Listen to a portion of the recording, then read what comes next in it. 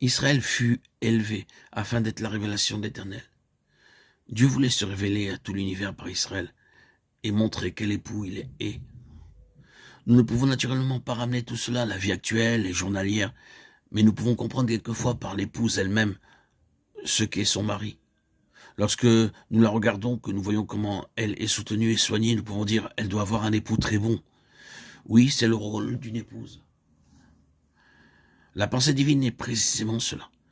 Dieu désire révéler à tout cet univers quel Dieu d'amour il est en étant un époux pour Israël. Israël avait été levé dans le langage du Nouveau Testament pour annoncer les vertus de celui qui vous a appelé des ténèbres à sa merveilleuse lumière. 1 Pierre 2,9. Ensuite, Israël avait été amené dans cette relation d'épouse du Seigneur pour le but de son accroissement, de son expansion. Pour ainsi dire, beaucoup d'autres en dehors d'Israël devaient naître pour le Seigneur. Oui, en dehors d'Israël. Sa famille devait s'étendre par le témoignage d'Israël. Les nations seraient attirées par ta lumière et les rois par l'éclat de tes rayons. Ésaïe 63. Les nations devaient naître pour le Seigneur et l'épouse devait servir à l'expansion de l'Éternel lui-même. Ce sont les révélations que nous ont faites les prophètes. Ensuite et enfin, mystère des mystères, c'était encore une question pour le Seigneur, d'avoir une compagne. Aucun de nous ne pouvons comprendre pourquoi le Seigneur désirait avoir une compagne. Il est possible d'être une épouse sans être une compagne. Plus d'une femme n'est pas une réelle compagne pour son mari. Il ne trouve pas en elle une compagne. Elle est pour lui beaucoup, mais une seule chose lui manque, le fait d'être une réelle compagne. Peut-être est-ce la raison pour laquelle il y a tant de mariages brisés aujourd'hui. Naturellement, la situation peut être le contraire. Mais la pensée de la compagne est la pensée la plus haute dans cette relation. Le Seigneur avait levé Israël pour avoir une compagne.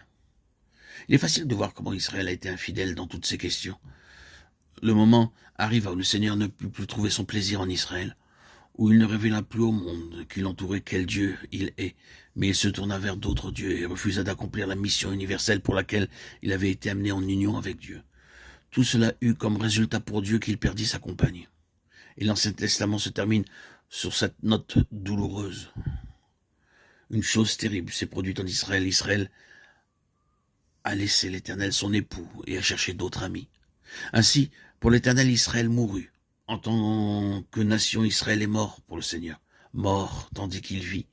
Le Seigneur ne pouvait jamais épouser une autre compagne tant qu'Israël vivait. Israël est mort. Il put donc prendre une autre épouse. Nous nous souvenons des propres paroles de Paul à cet égard.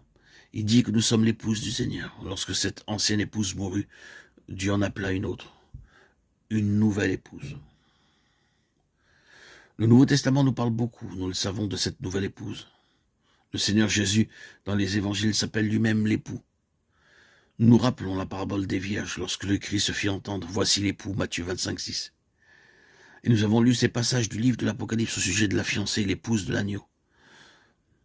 Nous nous souvenons sans doute de ces paroles de Paul dans sa lettre aux Éphésiens. Christ a aimé l'Église et s'est livré lui-même pour elle, afin de la sanctifier, pour faire paraître devant lui cette Église pleine de gloire, sans tache ni ride, ni rien de semblable. Éphésiens 5, 26 et 27.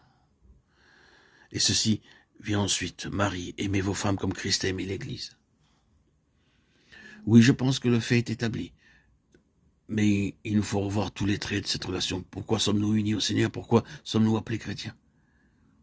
Car si nous sommes des chrétiens du Nouveau Testament, nous sommes liés au Seigneur dans une alliance de mariage. C'est l'Église de Dieu qu'il s'est acquise par son propre sang. Acte 20, 28.